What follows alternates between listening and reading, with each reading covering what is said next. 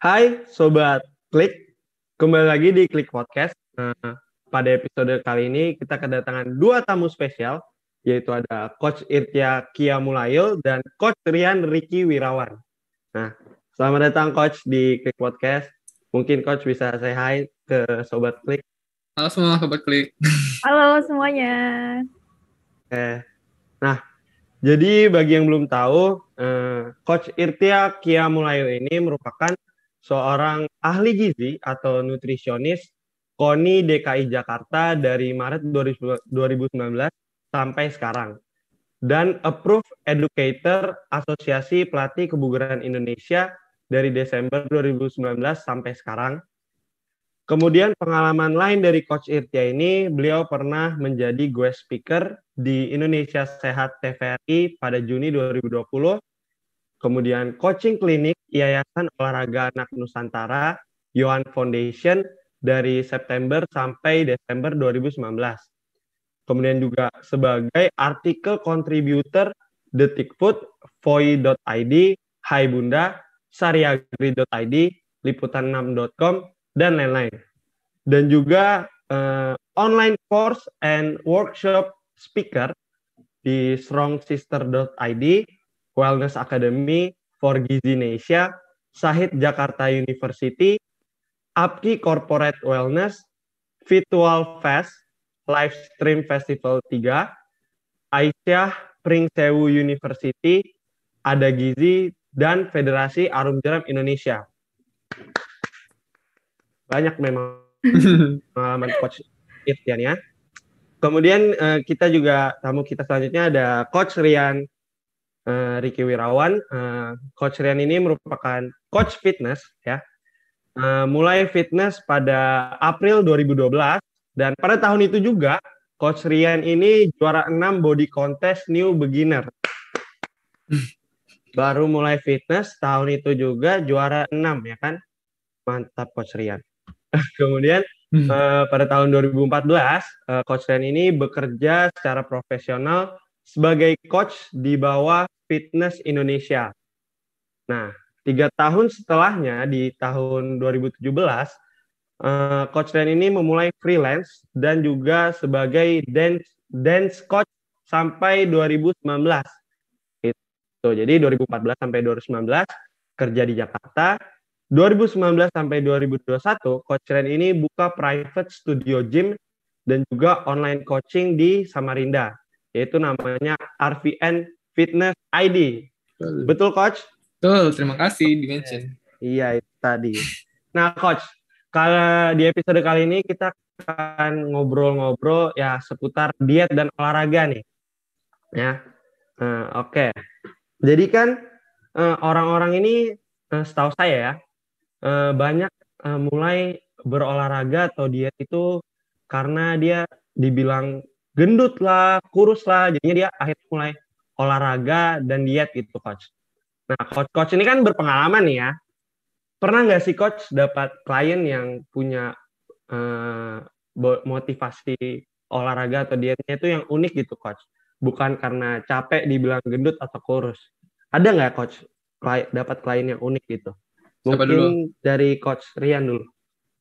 Kalau aku unik nggak ada ya. Kalau yang aneh-aneh gitu, paling yang ada tujuannya gitu, yang jelas misalnya mau wedding atau mau persiapan photoshoot atau apapun itu.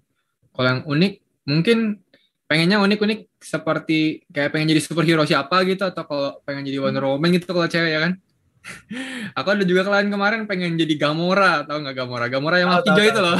Tahu. Yang di Hijaunya aja Guardian of the kalau pengen Galaxy hijau ya? aja bisa sih. Kalau badannya kayak gitu ya butuh waktu sih.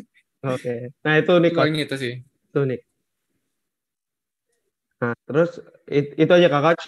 Iya. Ada yang oke. Kalau Coach Irtia pernah dapat klien yang unik?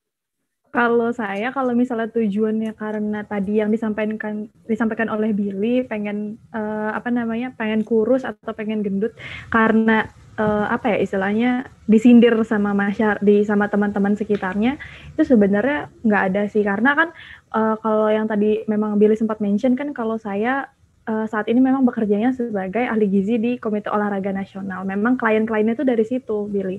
Gitu. Jadi rata-rata untuk kliennya memang semuanya yang saya pegang itu atlet semua.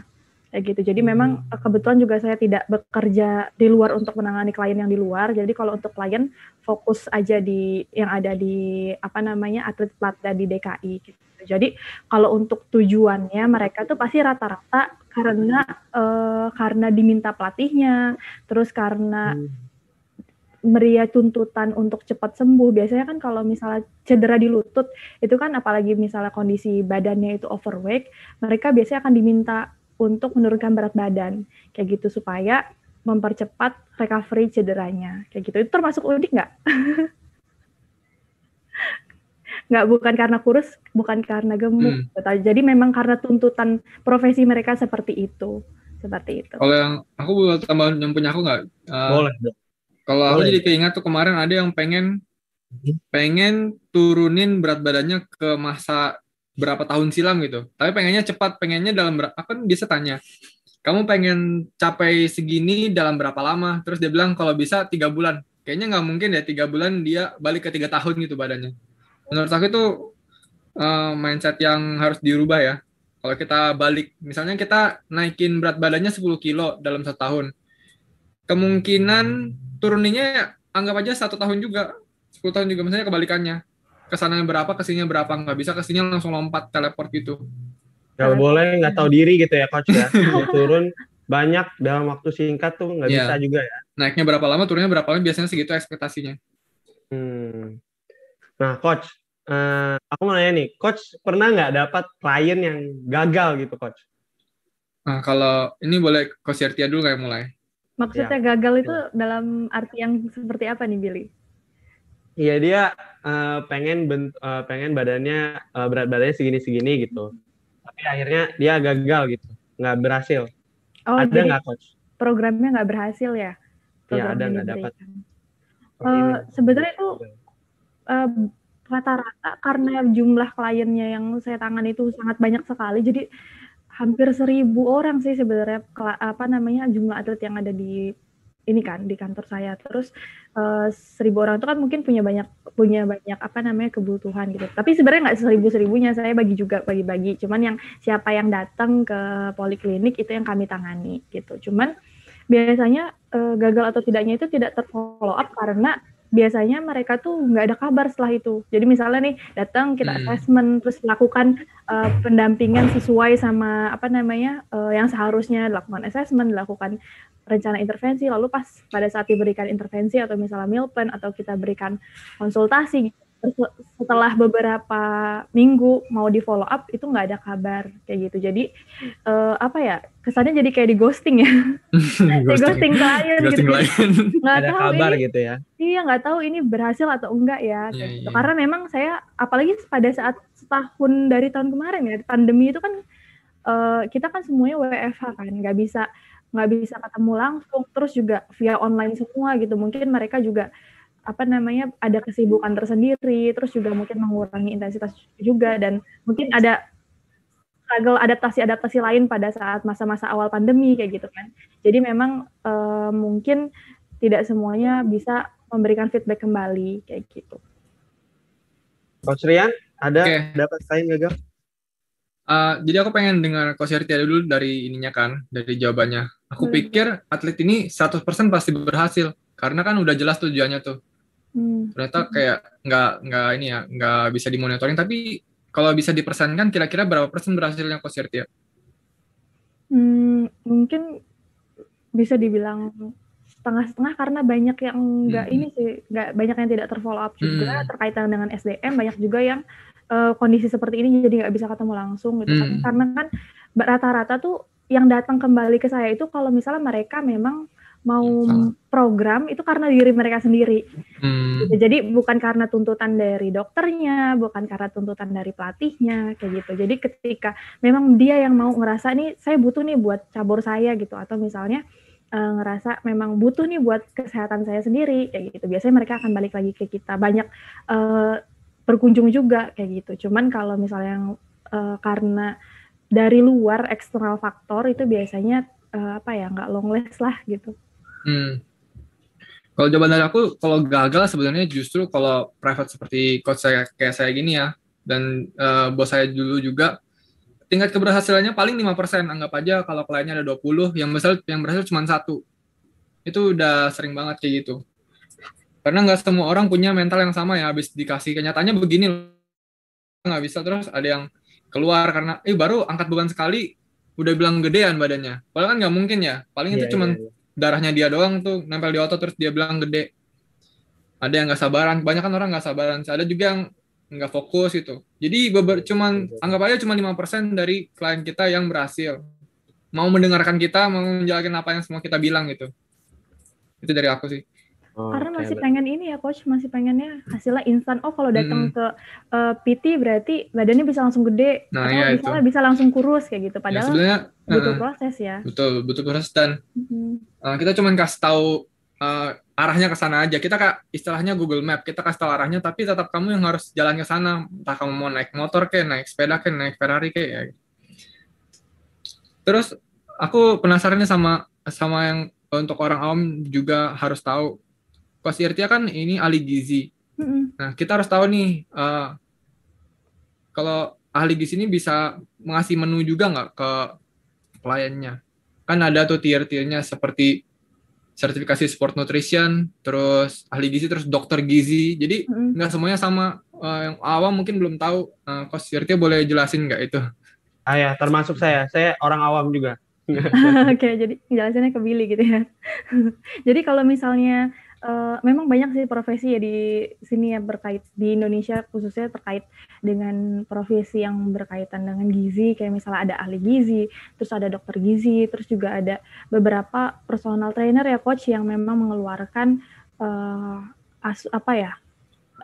anjuran-anjuran gizi seperti Iya, anjuran gizi. Memang kalau misalnya berdasarkan profesi itu dari pemberian meal plan itu baiknya juga diberikan oleh memang yang punya kompetensinya gitu. Kayak misalnya memang kalau sebagai seorang sarjana ahli gizi itu mereka punya kompetensinya untuk mengeluarkan dan memang menghitung berapa sih harusnya pemberian meal plan kayak gitu. Dan kalau misalnya personal trainer masih bisa memberikan anjuran untuk makanan kayak gitu. Tapi baiknya memang tidak diberikan detail tuh. Misalnya nasinya harus berapa kayak gitu. Terus ayamnya itu harus berapa potong kayak gitu. Itu lebih ke ranahnya ahli gizi karena memang kita itu punya perannya masing-masing ya coach ya. Betul banget. Gitu.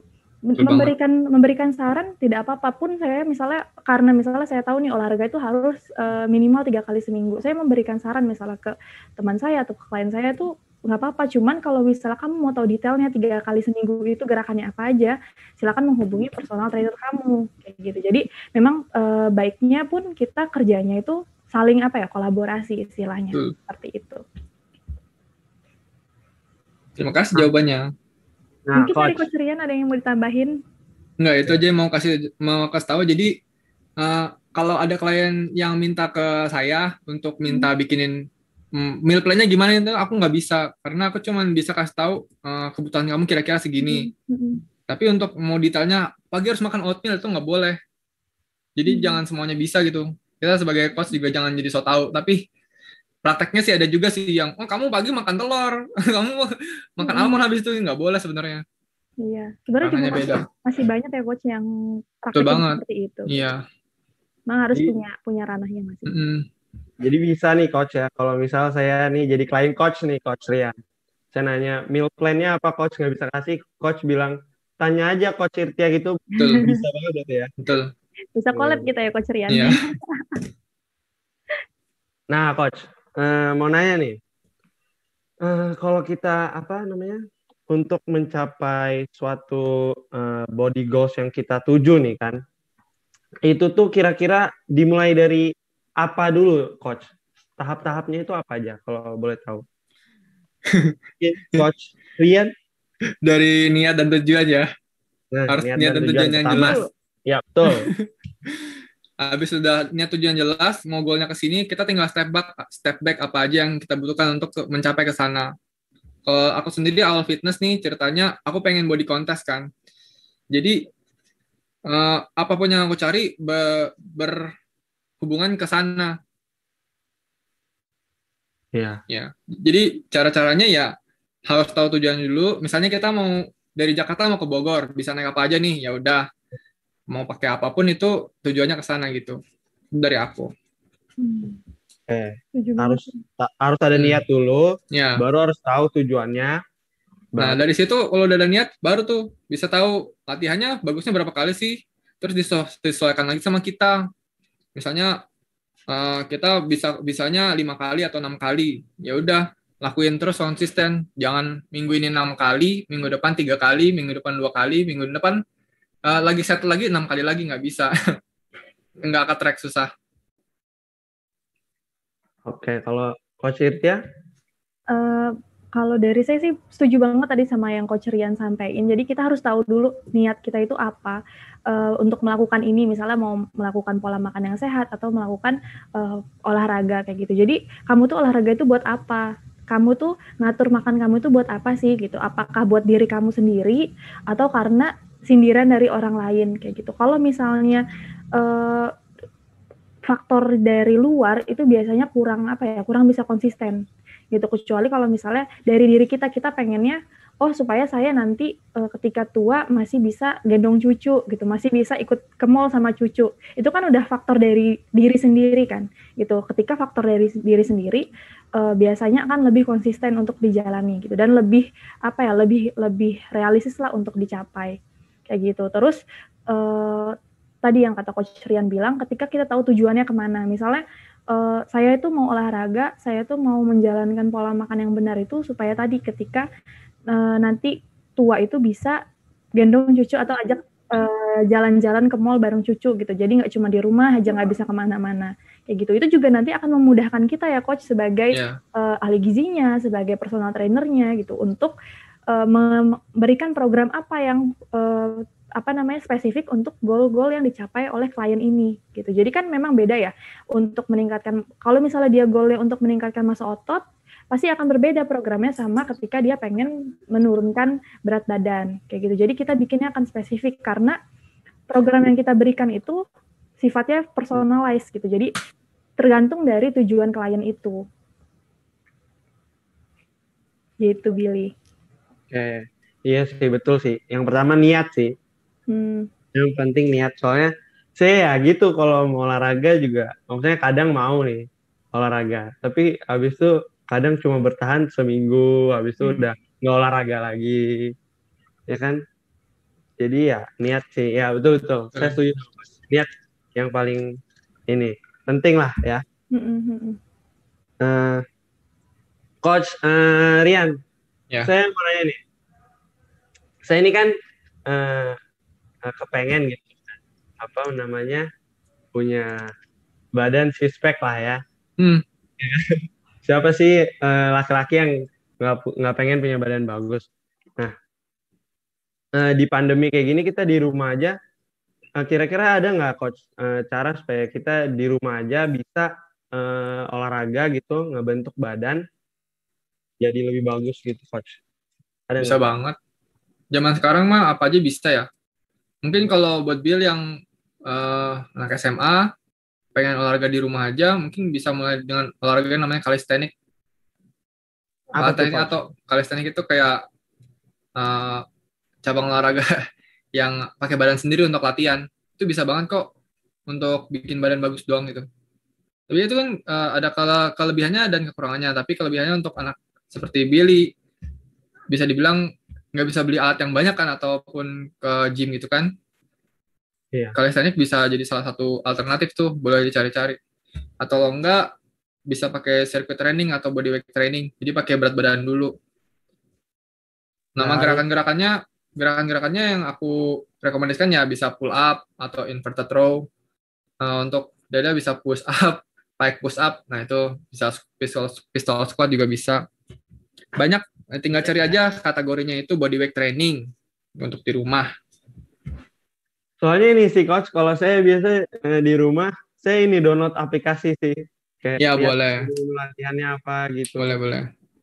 Cuma ya gitu, bertahan cuma seminggu aja, habis itu saya nggak olahraga lagi. Saya malas. Berarti harus bikin goal yang benar-benar bikin Billy itu termotivasi Oh, terus gitu, Billy.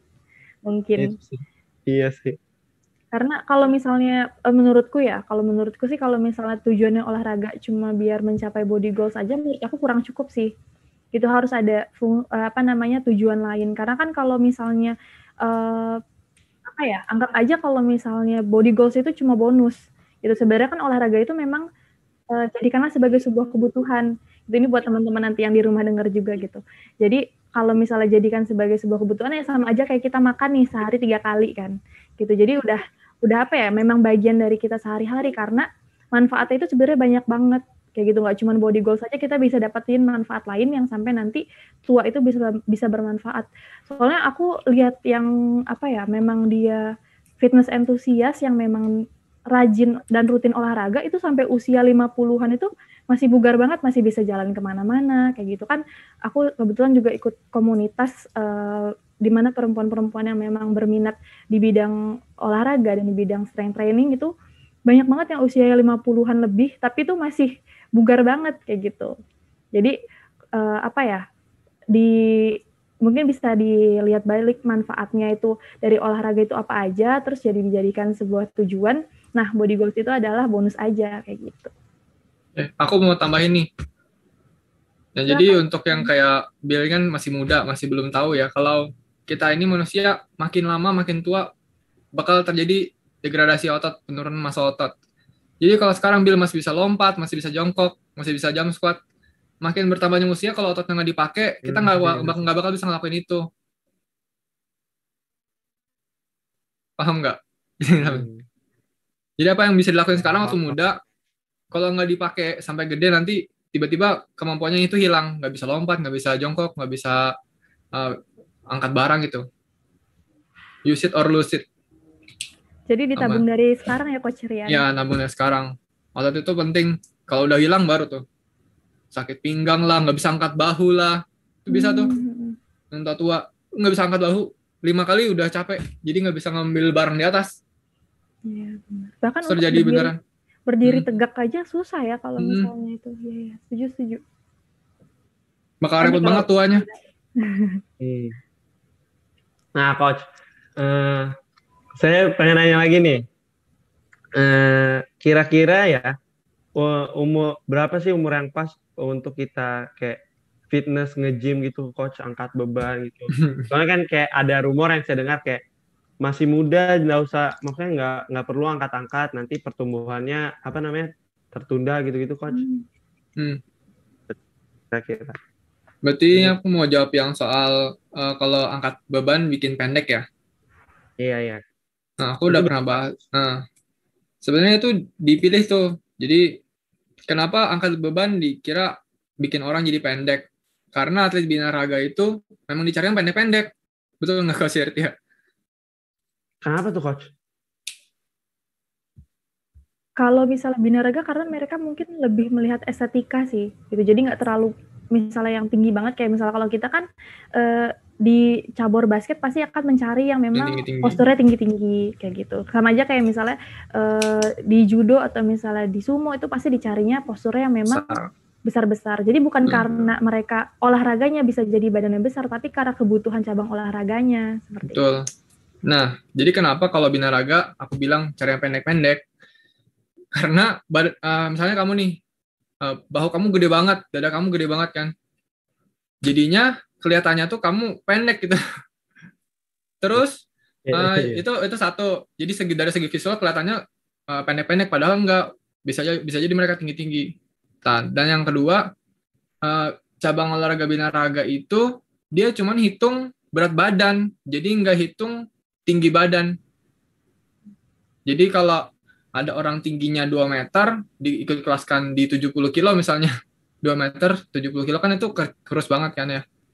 Tapi itu disetarakan sama orang yang berat badannya misalnya 150, diikutkan di kelas di 70 kilo juga. Jadi dia komposisinya beda gitu, makanya lebih advantage yang lebih pendek.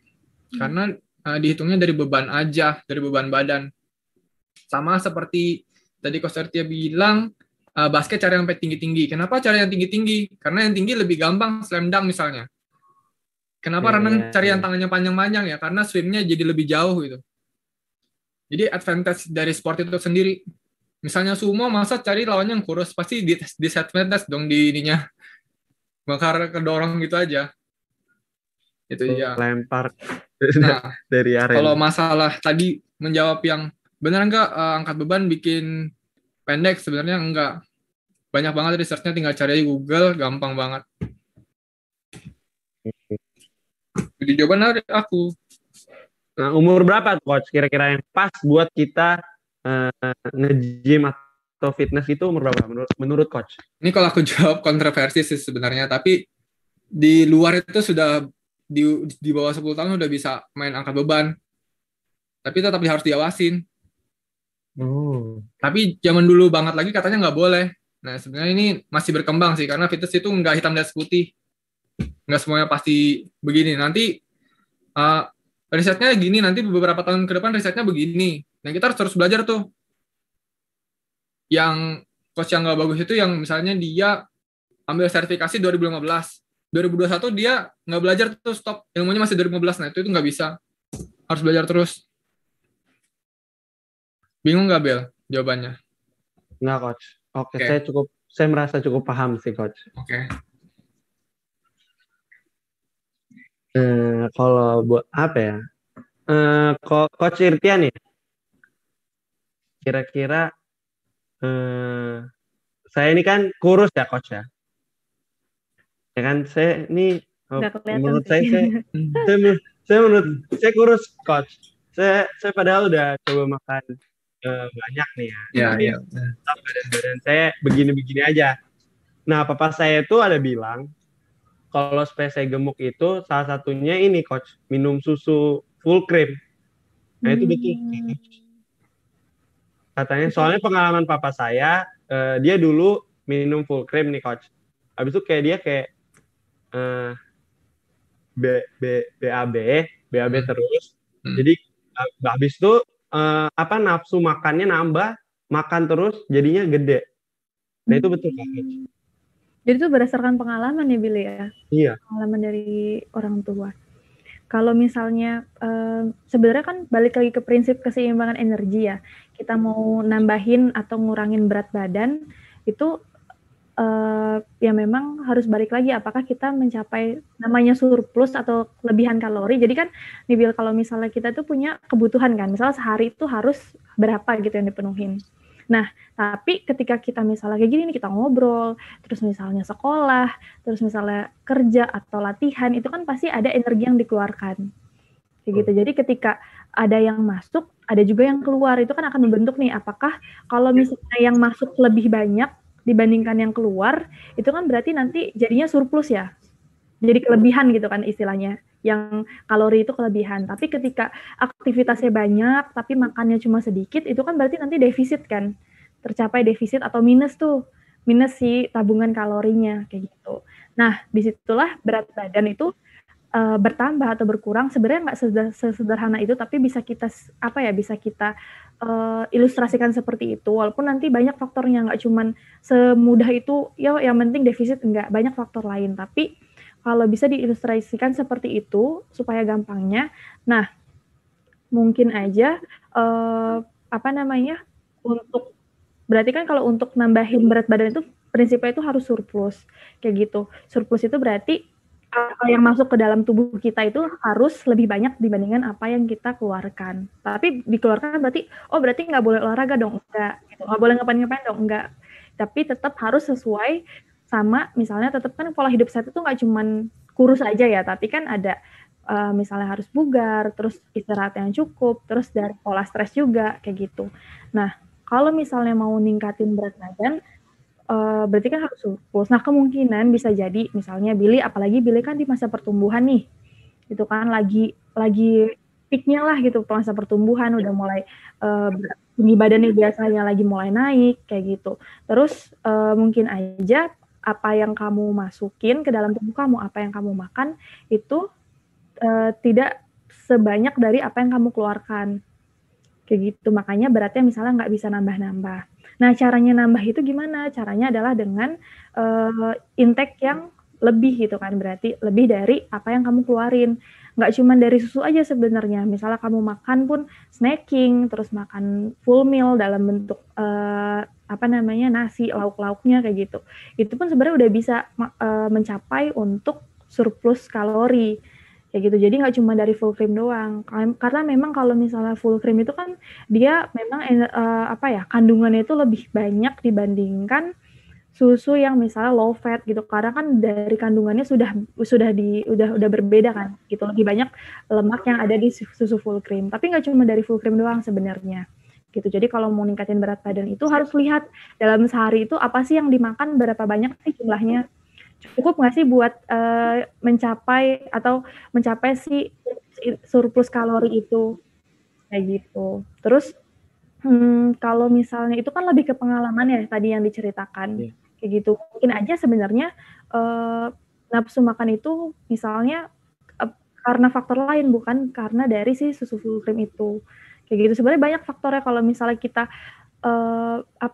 kita lihat itu dari pengalaman orang lain, sebenarnya belum bisa dijadikan sebagai sebuah patokan kayak gitu. Bisa aja dalam sehari itu kenapa bisa nambah beratnya karena susu full cream itu, tapi karena misalnya ada makanan lain di samping itu. Karena kan buat nambahin atau nurunin berat badan itu nggak cuma dari satu makanan aja, tapi kita lihat sehari itu apa sih yang kita makan kayak gitu. Apa aja sih aktivitas kita seperti itu.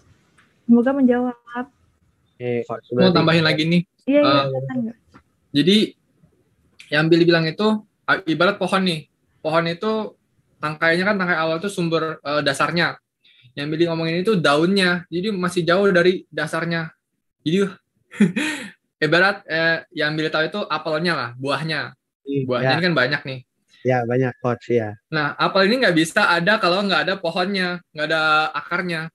Nah, coach cerita tadi ngasih tahu harus back to the basic atau pohonnya ini. Jadi itu cuman salah satu trik misalnya untuk naikin berat badan harus makan susu. Nah, berarti tapi itu belum bisa. Makanya coach cerita bilang belum bisa karena itu baru ujungnya, belum dasarnya. Dasarnya apa yang tadi dijelasin, balik lagi ke energy balance gitu. Jadi nggak sesimpel mau naikin berat badan tinggal minum susu aja, tinggal minum whey aja, tinggal makan kacang aja, nggak bisa. Dasarnya harus tahu dulu baru bisa gitu. Itu sama juga kalau misalnya, kalau tadi kan case-nya kita naikin berat badan ya. Sama aja kayak misalnya yang suka di luaran itu misalnya, kalau misalnya mau kurus tuh minum misalnya air lemon kayak gitu, pasti bisa kurus. Itu banyak yang terjadi di masyarakat. Jadi kayak melihat dari satu jenis makanan aja gitu. Buat misalnya tujuannya pengen nurunin, padahal yang benar itu ya kita melihat dari apa sih yang kamu makan dalam sehari kayak gitu. Jadi jangan cuma lihat dari satu aja, kita butuh helikopter lagi yang lebih tinggi gitu untuk melihat keseluruhan itu dalam sehari itu bagaimana asupan kita. Jadi berarti tergantung orangnya, kebutuhan dari orangnya tersebut, habis itu sama asupannya ya coach. Tergantung lah ya. Berarti nggak beda-beda berarti ya coach ya, nggak sama semua. Karena kebutuhan orang tuh beda-beda, Billy. Jadi kayak nih saya nih sama Coach Rian sama Billy karena beda umurnya, terus beda juga, terus beda aktivitasnya juga, itu pasti punya kebutuhan yang beda-beda gitu. Makanya kita nggak bisa tuh nyontek atau ngikutin pola olahraga atau pola diet orang lain kayak gitu, karena cocok di saya belum tentu cocok di kamu gitu, cocok di Billy belum tentu juga cocok di Coach Rian gitu. Jadi kita memang harus sesuaiin juga. Makanya tadi jangan nyontek fitness goal atau body goals orang lain. Kita harus punya tujuan kita sendiri itu apa gitu. Cocok-cocokan berarti coach ya. Cocok-cocokan. Iya kan, kalau nggak cocok ya udah nggak usah